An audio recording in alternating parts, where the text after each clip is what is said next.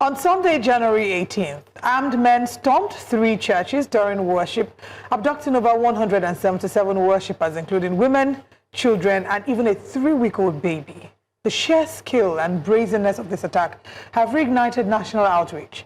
Kaduna State Governor Uba Sani has vowed a safe and swift rescue of the victims and is personally monitoring operations. He has also requested the establishment of a new military base in Kajuru to bolster long-term security.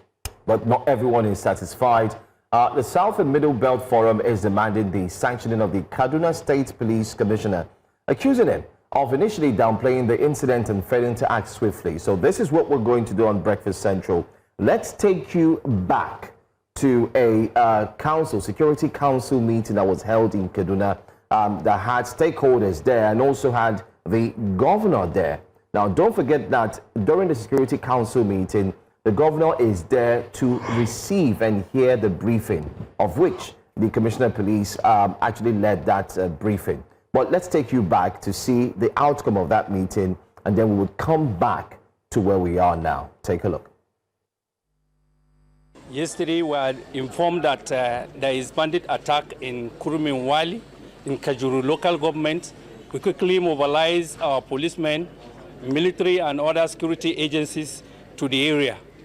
But to our dismay this morning, till now that we are speaking, nobody is able to come out with any figure or name of any person that is kidnapped from that community. Our policemen, the chairman of the local government, and other agencies were at the scene of crime, alleged scene of crime.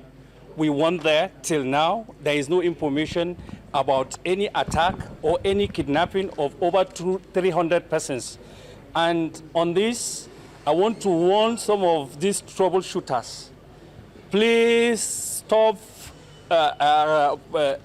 giving out false information to those discredit the state and the security agencies. We are always ready to deal with any situations. And if they didn't stop this kind of menaces, we are going to arrest anybody that is found wanting and deal with. And so we are here to make it abundantly clear to members of the public that the narrative from the Kajuru area that people have been kidnapped or whatever and the like of that is totally false. Is not tenable, and we do not have any evidence of such.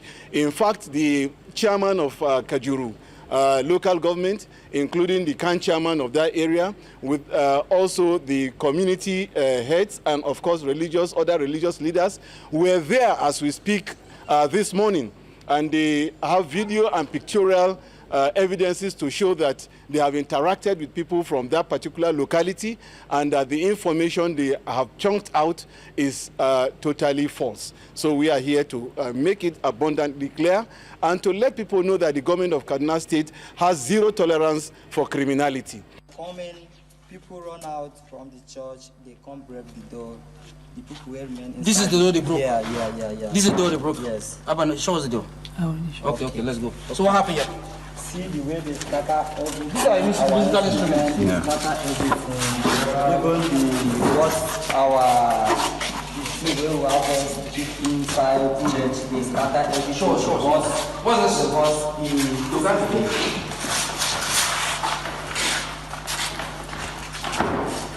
They scatter everything in the church. You can even see this.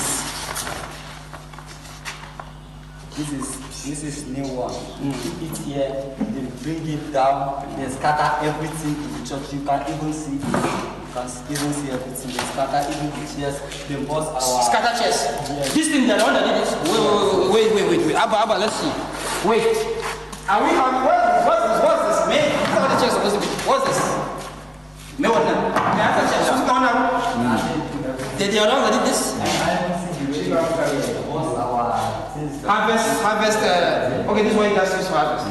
So Abba, let's look. So Abba, let's see.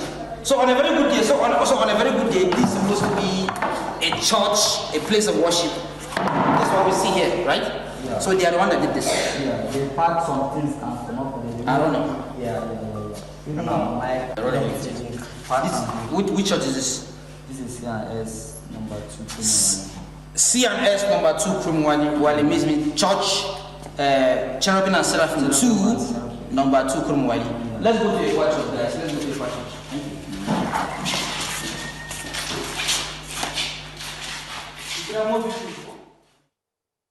So there you have News Central correspondent Emmanuel Bagudu, who was on ground to fact check, and he joins us this morning. Emmanuel, thank you so much for being here, and good morning to you. Yeah, good morning. Thank you. Good morning from Kaduna. Yeah. All right. We've played the videos back and forth, even though the police force have come out to clarify and mention clearly that truly there was an attack. Although we haven't seen a video from the same CP who had made that strong statement. Can you give us, first off, let's start with an overview of what really happened there? We have videos of you explaining, asking people questions, but let's hear from the horse's mouth, which is you. You were there, so kindly take us through it. Thank you very much. Of course, that was a fact-finding mission. That was investigative journalism tour in Kurumewali, Kajuru local government area of Kaduna State. Now, that video you see is just to go and verify what the Kaduna State Police Commissioner said. And then, of course, the second man whose video has just been played, his name is Dr. Isa Shaibu. Of course, he's the Kaduna State Commissioner for Internal Security and Home Affairs. And then we have Dauda Madaki, who is the local government chairman local government chairman of Kajuru local government. All of them, 3 of them, vehemently, disagreed that there was attack. They told the whole world, and the whole world believed them. So that was what prompted us to swiftly move into that community, even though not without some fracas, and try to, bring out the truth to the people, which we did. And we visited the 3 churches, which we shared those videos there, obviously. The first church we visited was C&S 1, that's Cherubim and Seraphim 1, Cherubim and Seraphim 2, and of course the last church was Ekwa. Of course, the video of that Ekwa church was obvious. They have shut down the church completely. But of course, those the C&S 1 and 2 still have a ray of hope, hoping that they don't need to run away, that help may come somehow. So that has been the situation. We have interviewed tens of persons, and we have revealed the truth. And within 12 hours after our prediction that the denial will be retracted, it happened like that. So we were more like prophets in our report out here. Thank you. Okay, but also there are those who have called for, there have been strong calls we've seen on social media for the Commissioner of Police to step aside to say that he made light of the plight of the people, and that we saw the video where he clearly stated that there were no such kidnappings, only for us to find out eventually that these kidnappings happened. What is the mood like? What are the people, the residents, the locals, what are they saying? How are they reacting to this? Let's be sure that it's not a different energy that we're getting on social media. Yeah, it's not just the Commissioner of Police that has been asked to step down. Even the Sule Shaibu, Sule Shaibu is the Commissioner of Internal Security and Home Affairs. He validated, he supported the Commissioner of Police claims. So the people are still insisting that they owe them apology. Especially Mr. Dauda Madaki, who is the Kajuru local government chairman. He's operating in a very, very, very large. The local government is very, very large, with about 10 wards. So he owed them. That's what they are saying is that he owed them some kind of apology since the truth has been revealed. And of course, the Commissioner of Police should not just keep mum. Just like what we heard from one of our guests yesterday, it is only when you accept that you have done wrong, that is when you can be able to, correct what is happening, or rather bring succor, bring security, and then rescue the hostages. But they have not said anything yet, and the people are just looking at them, and the media have continuously juxtaposing what was discovered and what they said. So the only way they can console those people, the fastest way to apologize, I think, is to just bring back their loved ones back to them, healthy and healthy. I think that was the best way to apologize, because the agitation has continued. Yesterday, the Southern and Middle Belt Leadership Forum released a statement calling for the sanctioning of the Commissioner of Police, Kaduna State, the Commissioner for Internal Security and Home Affairs, and then, of course, the local government chairman of Kajuru. So that agitation is just part of other agitations. We expect to see more of that as far as these hostages still remain in the bush. Yeah. Okay, Mano, just hold on for a bit. We have so much to still unpack on this issue. We'll go on a quick break, and when we return, we'll continue this conversation. Just stay with us. You're welcome back to Breakfast Central. We're currently discussing the abductions that took place in Kajuru local government area in Kaduna. We have our correspondent Emmanuel Bagudu on the line, who had visited the area and is here to give us first-hand reports on what transpired. Now, Emmanuel, we noticed that a few days ago, Governor Uba Sani visited the area and did speak to some of the families of the victims. What's the latest in terms of recovery and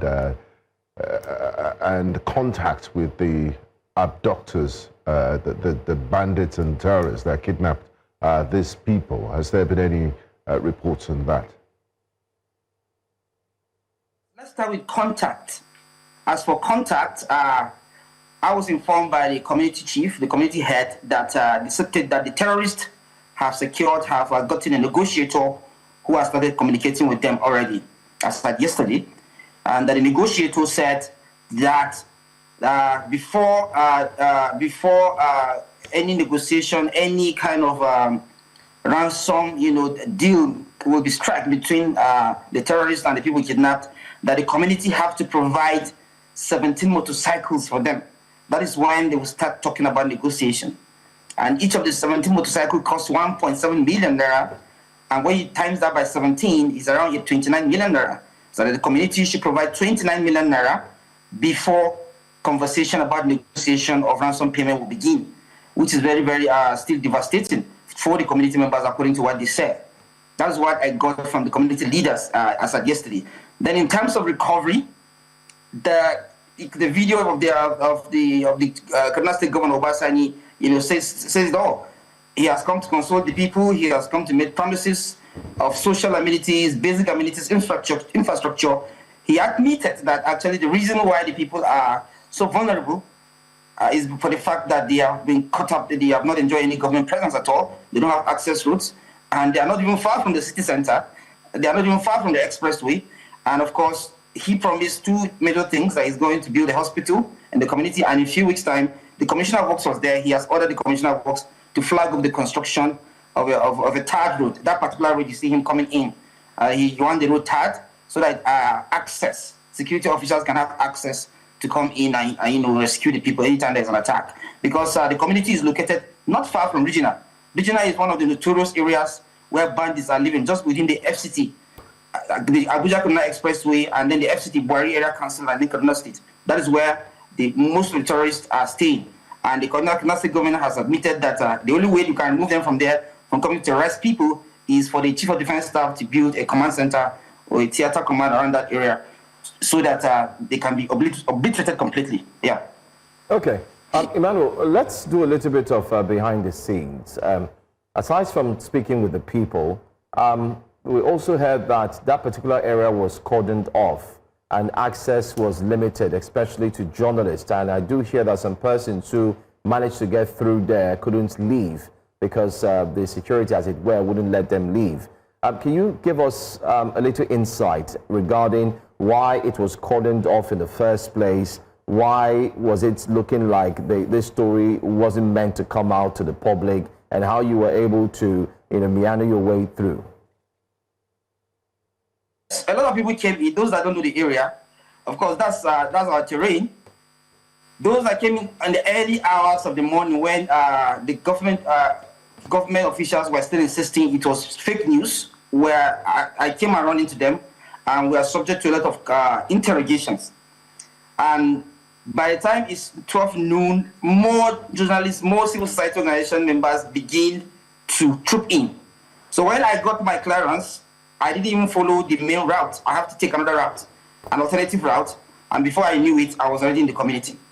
And before I knew it, while I was walking, and I saw other people now following the usual route, and I was told they were allowed. I think the security officials were overwhelmed by the number of inquirers that are coming. Those coming to make inquiries, those coming to fact check. They were overwhelmed.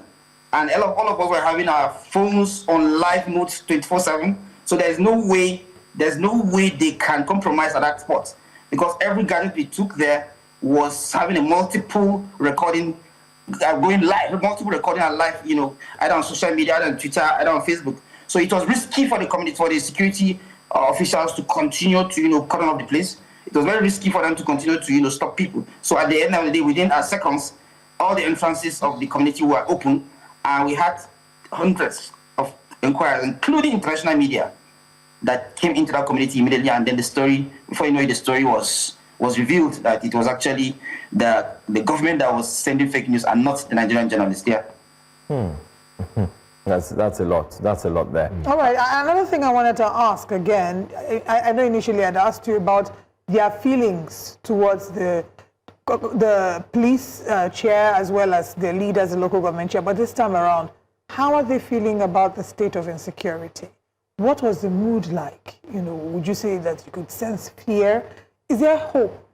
The governor came to visit, and he promised that he will, deploy everything within his arsenal to ensure that he returns them to their families. But do these citizens, do they believe the governor?